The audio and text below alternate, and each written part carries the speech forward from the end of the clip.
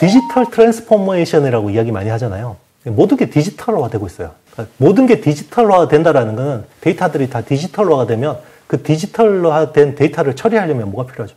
처리하거나 저장하려면 모두 반도체가 필요합니다. 그렇죠? 예전에는 그냥 이렇게 오프라인에 그 아날로그로 쌓여있던 데이터들이 다 온라인으로 들어오고 있어요. 네. 그리고 심지어 메타버스라는 거 만들어서 가상세계를 만들어줘. 거기에 또 데이터들을 막 갖다 놓고 있죠. 그런 것들을 저장하고 처리하려면 다 모든 게 반도체가 필요한 건데요. 디지털이라는 거는요, 0과 1로 이루어진 거예요. 근데 반도체라는 게 원래 처음에 왜 생겼냐면 디지털을 저장하고 처리하기 위해서 생긴 거예요. 우리 예전에 우리 사극 보면 오랑캐가 쳐들어오면 봉화 울리잖아요. 네. 이게 1이에요. 근데 별일 없을 때는 0이죠. 네. 그게 디지털이거든요. 근데 이런 것들을 굉장히 먼 곳에다가 예전에 우리 일제시대 이런 거 드라마 같은 데 보면 그 전신 보내잖아요. 그게 모수부호거든요. 그쵸. 그러면 점과 선밖에 없어요, 모수부호는. 이게 디지털이거든요. 이거를 예전에는 어떻게 처리를 했냐면 진공관을 가지고 처리를 했어요. 그러니까 막 엄청나게 큰 그 백의 전구 같은 데다가 이렇게 했는데 이게 0과 1 처리는 되는데 문제가 얘가 수명이 너무 짧고요. 그리고 고장이 너무 많이 나는 거예요. 전기도 많이 먹어요. 그래서 통신사들이 통신회사들이 이거를 반영구적인 진공관을 만들 수 없을까라고 해서 만든 게 트랜지스터라는 반도체의 시초죠. 작년이 트랜지스터 발명 70주년이었고요. 네. 공교롭게도 작년에 고든 무어, 인텔 창업자가 90세로 작고하셨죠. 작년이 되게 반도체 산업에서는 굉장히 중요한 네. TSMC라는 회사가요. 대만 입장에서는 단순한 경제 대상이 아니에요. 안보의 대상이기도 합니다. 그렇죠. 네. 왜냐하면 대만 사람들이 TSMC를 뭐라고 하냐면요. 호국 신산이라고 해요. 네. 우리나라를 지켜주는 신성한 산이다. 차이잉원 아직까지 인기가 남았는지 모르겠지만 차이잉원 총통이 실수했던 게 있어요. 외교적으로. 반도체 실드에 대해서 언급을 했습니다. 그때는 이제 정치적인 이슈 때문이긴 했어요. 이제 자꾸 중국이 대만 해협으로 와서 막 미사일 쏘고 군사훈련하고 하니까 국민들이 막 불안하니까 우리는 반도체 실드가 있어요. 그래서 미국이 우리를 지켜줄 겁니다. 그 반도체 실드라는 게 TSMC입니다. 라고 했는데 사실 반도체 쪽에 있는 사람들은 다 알았어요. 근데 중요한 게 반도체를 모르는 미국 엘리트들도 그걸 듣고 굉장히 충격이었던 거죠. 맞구나. 만약에 TSMC가 중국으로 편입이 되거나 아니면 TSMC가 망가지면 네. 미국 반도체 산업이 크게 문제가 될 수 있겠구나. 라고 해서 미국 칩스법을 굉장히 강하게 드라이브를 건 측면들이 있고요. 그리고 처음에 모리스 창 TSMC CEO가요. 그러니까 창업자가 미국 투자에 대해서 굉장히 부정적이었어요. 네. 처음에 코멘트 자체는. 미국으로 가면 코스트가 50% 이상 올라가는데 인력도 없고 이걸 어떻게 하겠냐라고 했는데 한 며칠 있다가 정신교육을 좀 받고 나왔는지 갑자기 우리가 4배 투자하겠습니다. 그랬거든요. 이게 왜 그럴까요? 갑자기 생각이 바뀌었을까요? 차 마시다가? 당연히 아니죠. 분명히 뭔가 그렇죠. 시그널이 있었을 거라고 생각하고요. 그리고 애리조나 펩 착공식 있죠. 거기서 애플 팀쿡 CEO 왔었고요. 조 바이든 대통령 왔었고요. 카밀라 해리슨 부통령 왔었고요. 그리고 엔비디아 젠슨 황 왔었고요. 네. AMD 리사수 왔었고요. 네. 정말 미국의 엄청난 빅테크 CEO들이 다 왔어요. 아마 이 사람들 돈 주고 부르려고 했으면 엄청나게 돈 들을 거예요. 왔거든요. 거기서 조 바이든 대통령이 딱 웃으면서 이걸 축하 연설을 했거든요. 거기서 뭐라고 그랬냐면, 여기는 TSMC의 최첨단 반도체 공장이 생길 겁니다. 여기서 3나노를, 제가 이거 되게 충격이었거든요. 3나노 지을 거라고 이야기했거든요. 그때만 해도 어떠냐면, TSMC는 다 4나노 팹을 짓는 걸 생각하고 있었어요. 근데 바이든 대통령이 여기서 제가 봤을 때 협의가 되지 않았던 내용 같은데 3나노라고 손가락 3개 웃으면서 딱 이야기하는데 모리스 창 얼굴이 썩어버리더라고요. 저는 그게 의도가 있었다고 보거든요. 왜냐하면 그 TSMC 정책 중에 하나가 N-1 공정이라는 게 있어요. 최첨단 공정은 본사에 두고 해외에 나갈 때는 적어도 한 세대, 두 세대 지난 팹들을 지어요. 네네네. 근데 그거를 이제 바이든 대통령이 정면으로 공식화해버리니까 그렇죠. 네, 그래서 3나노를 짓게 된 거예요. 그래서 삼성도 갑자기 그 테일러 팹이 원래는 4나노가 타깃이었는데 갑자기 3나노로 막 이야기를 하더라고요. 아직 결정됐는지는 모르겠지만. 그러니까 그거예요. 실리콘 실드를 완화하려면 최소한 뭔가 미국 입장에서는 그 어떤 중국과의 전면전으로 끌려가지 않기 위해서는 이거를 도메스틱 밸류 체인을 해야 되는 거죠. TSMC와 삼성 파운드리가 들어온 거죠. 그러니까 미중 간의 패권 전쟁은 계속해서 이거는 변수가 아니라 상수라고 봐야 될 것 같고요. 그래서 미국이 항상 이제 어떻게 보면 2등 국가를 망가뜨리는, 제압하는 성공 방정식이 있어요. 일단은 무역 가지고 도발을 합니다. 보통 이렇게 격투기 할 때 보면 처음에 잽을 던지잖아요. 잽으로 이렇게 얼굴 앞면을 몇 번 때리죠. 근데 크게 데미지는 없죠. 그게 보통 무역 가지고 이렇게 탁탁 잽을 던지다가, 잽을 던지다가 스트레이트를 한 방 탁 치는데 스트레이트는 묵직하죠. 그게 보통 기술 전쟁으로 갈 때 그렇습니다. 그래서 지금 미중 어떤 그 패권 전쟁의 양상은 네. 무역 전쟁을 넘어서 트럼프 대통령이 처음에 관세 50% 막 때리고 했었잖아요. 맞아요. 그게 몇 년, 5년 전에 있었던 일이었고, 그게 이제 기술 전쟁, 반도체 기술 유출 금지하고 기술 전쟁으로 지금 와 있는 양상이고요. 기술 전쟁으로 어느 정도 목을 조른 다음에 마지막으로 항복을 받아낼 때는 결국 금융으로 받아냅니다. 이런 성공 방정식이 정말 잘 들어맞는 국가가 일본이거든요. 그러니까 미국이 처음에 일본을 제압할 때 처음에는 우리 슈퍼 301조라고 초법적인 무역 보복 조치거든요. 슈퍼 301조가 왜 생겼냐면 그때 미국이 일본 반도체를 제압하기 위해서 만든 뭐 어떤 보복 조치였고요. 그 다음에 미일 반도체 협정이라는 걸 통해서 기술 가지고 목을 조였죠. 그 미일 반도체 협정을 했고 마지막에 플라자 합의 가지고 항복을 받아낸 거거든요. 엔화를 폭등을 시켜가지고 네. 버블을 일으켜서 결국은 이제 우리가 이야기하는 양털깎기 했다라고 이야기하는 건데 중국도 사실 그렇게 보고 있을 거고 중요한 거는 중국도 미국이 그렇게 공격할 걸 알아요. 그렇기 때문에 일단 금융시장 개방은 안 하고 있는 건데 만약에 이게 어느 정도 마무리가 되려면 중국이 금융시장을 이 어떤 기술 전쟁에 이어서 금융시장을 개방한다 그러면 어느 정도 이게 마무리가 되어 가겠구나라고 볼 수 있는 건데 아직까지는 기술 전쟁이 좀 더 첨예하게 진행되는 중국도 지금 손을 들 수가 없죠. 항복하게 되면 일단 시진핑 자체가 그렇죠. 정권 자체가 위험해질 수 있기 네. 때문에 지금까지는 계속해서 기술 전쟁이 좀 더 첨예지는 그런 가운데서 우리나라 반도체는 위기와 기회가 공존한다. 참 이렇게 책을 쓸 때는 네. AI 혁명이라는 변수가 없었어요. 챗GPT라는 게 재작년 11월에 나와. 저 같은 IT 전문가들도 처음에 챗GPT가 나왔을 때 2022년도에서는 몰랐어요. 제가 2023년 초에 이런 게 한 달 만에 정말 엄청난 가입자들을 모았다. 네. 40일 만에 1000만 명 가입자를 모은 게 처음이거든요. 이 플랫폼 중에서. 이런 게 이제 AI 혁명의 시작이구나. 라고 생각을 한 거고요. AI라는 거는 예전부터 반도체가 중요하긴 했어요. 우리가 이야기하는 지금 AI 성능을 좋게 하기 위해서는 세 가지 요소가 중요합니다. 일단은 컴퓨팅 파워. 우리 매개 변수라고 하잖아요. 네. 그래서 그 컴퓨팅 파워에서 엔비디아 GPU가 제일 중요한 거죠. 그게 제일 중요하고요. 그리고 두 번째가 빅데이터입니다. 나머지 한 개가 모델링이에요. 그러니까 알고리즘 같은 거 잘 짜서 하는 거죠. 우리가 2010년대 이전까지 한 20, 30년 동안 AI의 암흑기라고 불렀던 이유가 뭐냐면 AI를 연구하는 사람들이 컴퓨터가 너무 안 좋아서 연구를 못 하는 거예요. 빅데이터도 없었어요.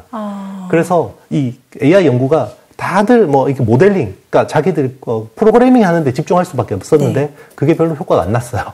근데 2010년부터 이게 굉장히 컴퓨팅 파워가 좋아지기 시작했고요. 그리고 딥러닝이라는 지금 제프리 힌턴이라는 그 교수님 중심으로 모든 그 제자들이 지금 AI 연구를 하고 있는데 그때부터 딥러닝이라는 기술이 그 AI의 메인이 됐어요. AI에 대해서 간단하게 정리를 한번 할게요. 네. 예전에는 AI가 사람이 다 프로그래밍해서 이렇게 다 이렇게 했어요. 알고리즘을 다 쳐넣는 거죠. 그런데 이게 효과가 별로 안 나는 거예요. 그래서 기계한테 컴퓨팅 파워를 주고 데이터를 주고 알아서 학습해봐. 그래서 그게 머신러닝이에요. 네. 그래서 우리가 옛날에 오스트랄로피테쿠스에서 뭔가 탁탁탁 나가면서 나중에 네안데르탈은 제치고 호모사피엔스가 메인이 되잖아요. 똑같아요. 기술도 여러 갈래에서 딱딱딱 하나씩 쳐내고 오는데 원래는 처음에는 AI라는 게 다 프로그래밍 하다가 이게 머신러닝이라는 영역으로 이제 그 하나의 줄기가 내려왔고요. 머신러닝 중에서 사람의 뇌를 신경망을 모방한 그 기술이 딥러닝이라는 기술이에요. 그게 이제 제프리 힌턴이라는 박사님이 굉장히 대중화시킨 거고 우리한테 익숙한 거는 2016년 알파고 그 반도체 입장에서 중요한 게 뭐냐면 예전에는 AI 연구를 다 CPU 기반으로 했어요. 그런데 딥러닝이 되면서 CPU 기반의 연구들이 다 GPU 기반으로 바뀌었어요. 그러니까 당연히 엔비디아가 수혜를 볼 수밖에 없죠. 자, 요거 하나만 보시면 되고요. 그리고 2017년에 또 중요한 기술 하나가 나옵니다. 딥러닝을 기반으로 해서 나왔는데 여기서 구글이 트랜스포머라는 모델을 내놔요. 그러니까 트랜스포머는 쉽게 이야기하면 예전에는 빅데이터를 순차적으로 다 밀어 넣어줬어요. 얘가 머신러닝을 할 때. 그런데 트랜스포머부터 부터는 사람이 우리가 대화할 때처럼 어떤 특정 단어에 힘을 주잖아요. 탱크스에 힘을 실으라 그러잖아요. 맥락이라는 걸 알려주기 시작합니다. 그러다 보니까 이 컴퓨터한테 AI한테 맥락이라는 게 중요하다. 네. 이 단어에 가중치를 주기 시작한 거죠. 그러니까 얘가 훨씬 더 사람처럼 말을 하기 시작한 거죠. 그게 트랜스포머라는 모델인데요. 지금 이야기하는 LLM, 대규모 언어 모델은 다 트랜스포머 모델 기반인데 우리가 챗 GPT라고 하잖아요. 그러니까 GPT라는 게 제너러티브, 생성형, 그러니까 P는 프리트레인드, 사전에 학습된 거, 네. 그리고 T가 트랜스포머인데 트랜스포머가 제일 중요한 거예요. 그래서 얘가 맥락을 이야기하기 시작한 건데, 자, 이게 그러면 앞으로 이야기하는 거 뭐가 중요하냐? 트랜스포머 모델, 특히 LLM 모델의 특징이 두 가지가 있는데요. 네. 여기서 중요한 게 첫 번째는 규모의 법칙이에요. 스케일링 로우라고 하는데요. 왜 그런지는 몰라요. 머신 러닝인데 뭐 똑같아요. 우리가 뇌를 잘 쓰지만 우리 뇌 메커니즘 모르잖아요. 그러니까 그쵸, 뇌공학자들이 연구를 하는 거잖아요. 오히려 그거를 역산해서 그거를 원리를 아는 건데 똑같아요.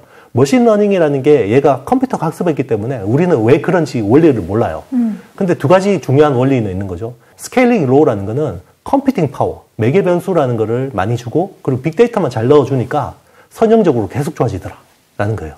그러니까 왜 이 게임에서 엔비디아가 정말 대박이 터졌냐면 애를 키울 때 사교육을 하잖아요. 사교육을 하는데 얘한테 사교육비를 계속 좀 올렸더니 계속 공부를 잘해요. 얘가 우리 동네에서 제일 잘하고 강서구에서 제일 잘하고 서울에서 제일 잘하고 나중에 대한민국 1등이 돼요. 그러면 근데 소 팔아서 공부를 시킬까요? 안 시킬까요? AI라는 건 그렇잖아요. 우리 예전에 검색 엔진 때도 그렇고 스마트폰 때도 그렇고 결국 플랫폼이라는 거는 빅3만 살아남잖아요. 처음에는 막 우후죽순을 많죠. 옛날에 기억나시나요? 뭐 라이코스도 있었고 야후도 있었고 엠파스도 있었고 한미르도 있었고 결국 구글이 다 장악했죠. 네이버가 장악했죠.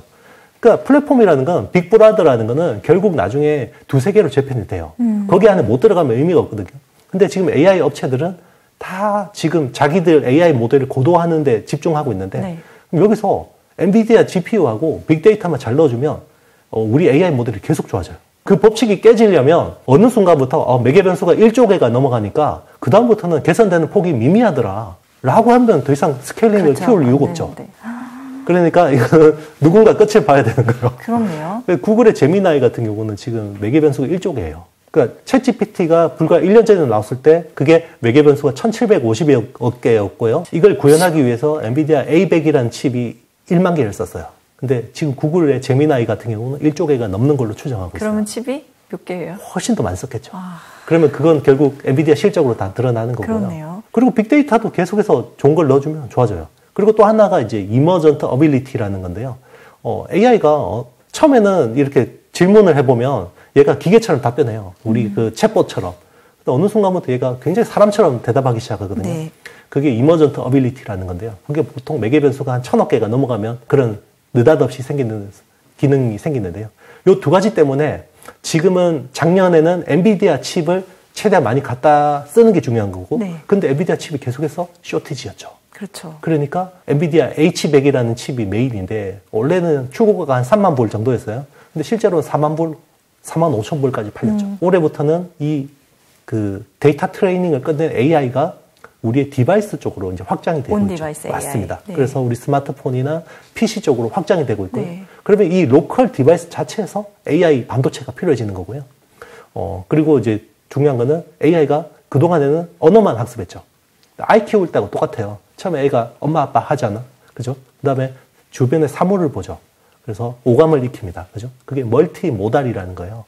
그래서 AI가 이제는 멀티 모달을 통해서 데이터 트레이닝을 하는 거고, 그 다음에 어떻게 하죠? 기고, 걷고, 달리죠. 그렇죠. 운동을 배웁니다. 그게 결국 운동지능을 배우는 거거든요. 그래서 우리 이야기하는 모빌리티, 네. 휴머노이드 로봇. 그걸 제일 잘하는 회사가 테슬라 같은 회사. 그런 식으로 계속 가는데 거기서 중요한 게 AI 반도체라는 거예요. 그러니까 이게 지금도 어느 정도 쓸만하게는 나와요. 근데 문제가 전성비, 전력 대비 성능이 너무 떨어져요. 그러니까 성능은 좋은데 전기를 너무 많이 먹어요. 네. 우리가 질문 하나, 쿼리라고 하는데 네, 질문 하나를 던지면 이 데이터 그 센터에서 한 번 다 돌아요. 그 연산을 한 번 다 돌리기 때문에 한 500ml PT병 하나에 물이 그냥 증발합니다. 그 정도 에너지가 필요하거든요. 그러니까 이게 계속 비효율적이니까 굉장히 라이트한 모델들에 대한 필요성이 생기는 거죠. 그래서 그런 쪽으로도 앞으로 계속해서 이제 경쟁이 생길 수밖에 없고 이거를 구현하려면 결국 반도체가 중요하다라는 겁니다. 우리가 사실 모바일 혁명을 기회로 경제 고도화를 그렇죠. 이루었잖아요. 네. 예전에 패스트 팔로우 경제 구조에서 지금 퍼스트 무버가 될 수밖에 없는 구조가 됐는데 일단 AI 혁명에서 포지션이 나쁘지 않은 게 이 파운데이션 AI 모델이라는 거는 우리가 이야기하는 빅브라더죠.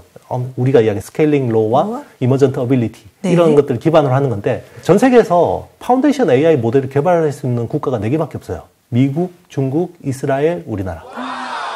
그 정도밖에 없고요. 왜냐하면 전 세계에 미국 빅테크 플랫폼을 안 쓰는 나라가 거의 없어요. 근데 중국, 텐센트, 바이두, 알리바바 이런 것들은 만리장성 그러죠.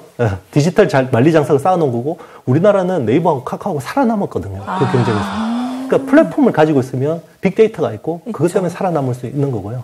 그리고 전 세계에서 AI 반도체를 설계하고 생산할 수 있는 나라는 전 세계 3개밖에 없습니다. 미국, 중국, 우리나라. 이스라엘은 파운드리가 없죠. 그리고 우리나라는 굉장히 산업 포트폴리오가 좋아요. 그러니까 대만하고 많이 비교를 하는데 대만은 IT 반도체 비중이 너무 높은데 우리나라는 자동차, 철강, 석유화학, 조선 제조를 하다 보면 여기 빅데이터들이 막 쌓여 있는데요. 네. 이게 그냥 캐비넷에 켜커에 쌓여 있는 거예요, 지금은. 근데 이게 AI하고 융합이 되면 이 빅데이터들이 엄청난 힘을 낼 수 있어요. 스케일링 로우에서 중요한 게 그동안에는 우리가 엔비디아 칩만 봤잖아요. 컴퓨팅 파워만 봤는데 앞으로는 빅데이터의 중요성이 커질 수밖에 없어요. 그러니까 왜 그러냐면 우리 MP3 플레이어 처음 나왔을 때 MP3 다 공짜로 다운받았었잖아요. 그러다가 지금은 다 돈 내고 쓰죠.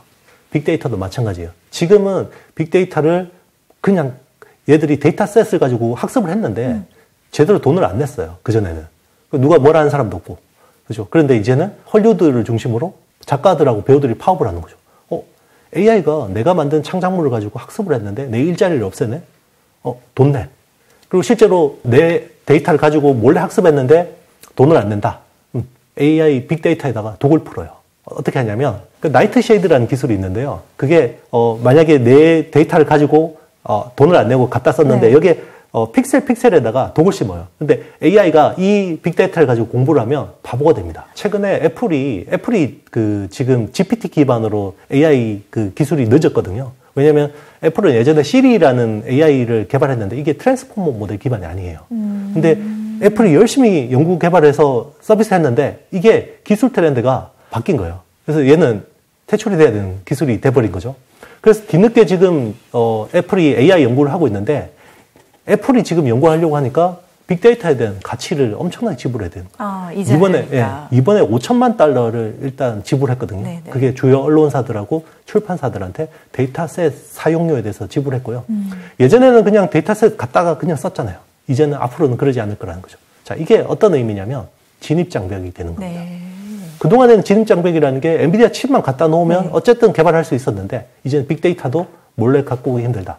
우리가 네이버가 가지고 있는 하이퍼클로버 X라는 데서 굉장히 기대감을 했었는데 이게 기대감이 실망감으로 바뀌었었거든요. 왜 그랬냐면 아무래도 챗GPT라는 거는 한국어 학습 비중이 1.5%밖에 안 되니까 얘가 한국어를 잘 못할 거야. 그러니까 비영어권 쪽에서 그래도 제일 많은 데이터를 가지고 있고 플랫폼을 가지고 있는 게 라인을 가지고 있는 네이버잖아요. 네. 실제로 한국하고 일본하고 동남아 쪽에서 거의 1등 플랫폼이고 심지어 남미 같은 데서도 2등이에요. 라인 같은 게. 남미에서도. 네. 근데 깜짝 놀란 게 GPT-4가 한국어를 너무 잘하는 거죠. 그래서 네이버가 이게 안 되는구나 라고 했는데 최근에는 이거 빅데이터 몰래 갖다 쓴 거 아니야? 자, 이제는 네이버가 비영어권 데이터에 대해서 IP에 대한 가치를 인정받는다 그러면 네이버 웹툰의 이 이미지에 대해서 IP를 제대로 받는다 그러면 괜찮은 포지션이 될 수도 있는 거예요. 그러니까 기존에는 그냥 MP3 플레이어를 공짜로 쓰던 것도 똑같은데 이제는 돈을 만약에 내야 된다 그러면 비영어권 IP를 많이 가지고 있는 플랫폼은 네이버하고 카카오가 될 수 있죠. 반도체 투자하려면 저 책 다 알아야 된다 이런 건 아니에요. 그러니까 자기가 아는 만큼 투자하면 되는데요. 그러니까 본인이 이 투자에 할애할 수 있는 시간만큼 보시는 게 좋을 것 같아요. 만약에 되게 본업이 바쁘고 내가 하는 일이 반도체하고 관련이 없다 그러면 그냥 이제 그 간접 투자 있잖아요. 네, ETF 같은 것들을 활용하는 것도 좋을 것 같고요. 근데 본업이 자기가 무슨 테크 회사에 있거나 여기 뭐 본업하고 관련이 있거나 배경 지식이 있고 그리고 경쟁사에 대해서 뭐 좀 알 수 있고 그런 분들이면 좀 더 공부를 해서 좀 투자 수익률을 높이는 것도 괜찮은 것 같아요. 공부를 한다고 해서 반드시 수익을 낼 수 있다 이건 아닌데요. 공부를 안 하면 수익 내기 힘들어요. 반도체는. 이번 슈퍼 사이클이 만약에 온다 그러면 아직까지 조짐은 없어요. 아직까지는. 근데 이제 가능성은 있다고 보고 있는데 예전에는 슈퍼사이클이라는 게 디램의 영업이익률이 50%, 60% 갈 경우에는 그 슈퍼사이클이었거든요. 디램이 쇼티지 나서. 근데 앞으로 대한민국에서 오는 슈퍼사이클은 그런 형태는 아닐 것 같아요. 메모리 가지고 슈퍼사이클이 일어나기는 힘들다고 보고 있고요. 이게 주문형 메모리가 됐을 때, 그리고 그 주문형 메모리가 이게 조금 어려울 수 있는데 이종 집적 반도체가 되고 있어요, 점점. 그러니까 헤테로지니어스라고 하는데요. 예전에는 컴퓨터라는 게 프로세서 따로 메모리 따로예요. 근데 AI는 사람의 뇌를 모방했죠. 그래서 프로세서하고 메모리가 최대한 가까이 있어야 되고 이거를 패키징으로 해서 같이 붙여놔야 되죠. 나중에는 진짜 이게 완전히 컨버전스 돼서 하나가 될 수 있죠. 그게 뉴로모픽 반도체라는 컨셉인데 아직까지 기술이 안 돼요. 네. 그러니까 프로세서하고 메모리가 이제는 같이 해야 되는 거예요. AI 때문에. 근데 대한민국은 메모리는 이미 잘하고 주문형 메모리에 대한 포지션은 있죠. 자, 요게 큰 사이클이 일어날 수 있는데 여기서 삼성이 TSMC의 일부 포지션을 가져올 수도 있다.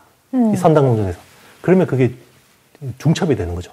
상승 에너지하고 상승 에너지가 중첩이 되면 이게 슈퍼사이클이 될 수 있어요. 이제 삼성이 잘해야 되죠. 아직까지는 못하고 있습니다. 반도체, 특히나 메모리 반도체 같은 경우는 최선행지표예요.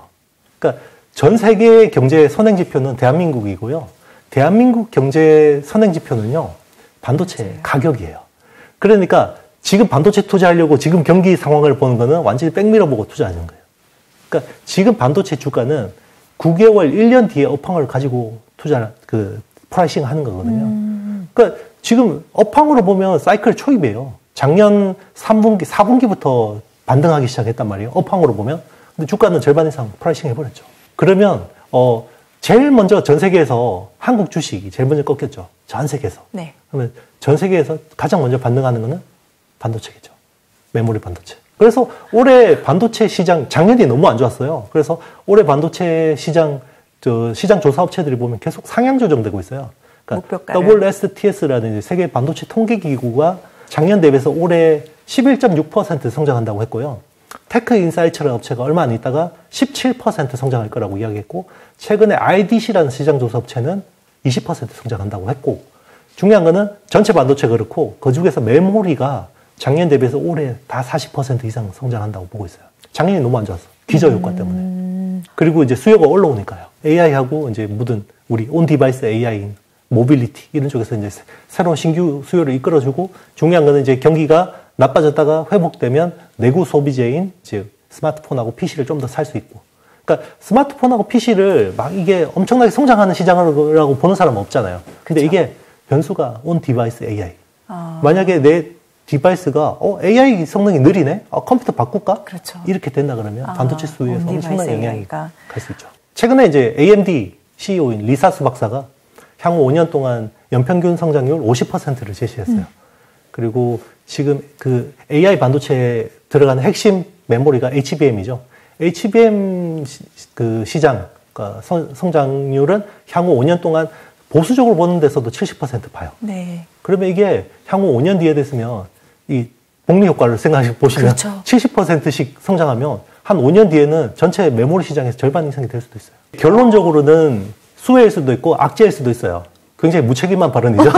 그런데 저는 투자적인 관점에서 봤을 때는 올 상반기가 투자하기 되게 좋은 시점이라고 보고 있고요. 하반기는 약간 힘을 빼는 게 좋을 것 같다는 생각이 듭니다. 왜냐면 불확실성이에요. 이게 좋을 수도 있지만 일단은 시장은 불확실성을 싫어한다라는 거. 그리고 중요한 정치 이벤트가 하반기에 몰려있다라는 거. 그리고 트럼프 대통령이라는 사람 자체가 일단 막 나오는 대로 이야기하는 사람이기 때문에 그게 시장의 심리에는 굉장히 안 좋을 수가 있어요. 그런 부분들을 좀 일단 상반기까지는 굉장히 그 업황이나 이런 것들 보면 투자하기 좋은 시점이라고 보고 있고요. 하반기는 좀 조심하자 이런 주의입니다. 저는 신만전자는 갈 거라고 생각합니다. 일단 반도체의 이 흐름 자체가 과거 지난 몇십 년 동안 이렇게 큰 변화가 있었냐라는 생각이 들어요. 그게 우리나라한테 굉장히 긍정적이기 때문에 거스를 수 없는 일이다. 일단 신만전자는 갈 건데 언제 갈 거냐 그건 잘 모르죠. 하이닉스도 그러니까 이제 이런 거예요. 지금 만약에 투자 성향인데요. 본인이 가치 투자, 나름 싼 밸류로 오래 버틸 수 있다. 나는 인내력 있는 투자자다 그러면 삼성전자가 좋은 대안이 될 수 있고요.